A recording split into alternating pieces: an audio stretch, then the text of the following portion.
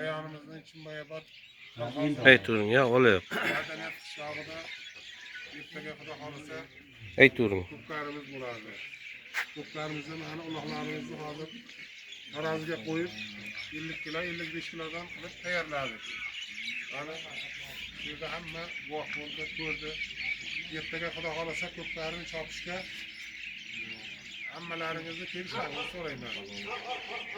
Adresni bering, adresni hammasini. Chimboyobod kolxoz madaniyat qishlog'i 8-brigada. Ertalab soat 8 dan 11 gacha nahar oshimiz bor. 11 dan keyin xudo xolasa ko'pkari o'yinimiz bor. Deb sovurasizlar, palonjonlar. Hammalaringizni taklif qilamiz.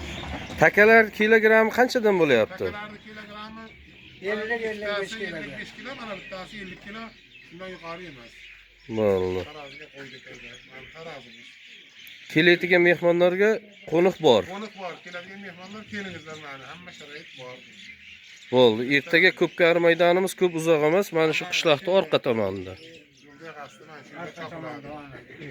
Bu hammalaringiz kelishlaringizni so'rab qolamiz. Bo'pti. Ko'pkarimizga mashinchamiz bor, bir ikkita to'poy.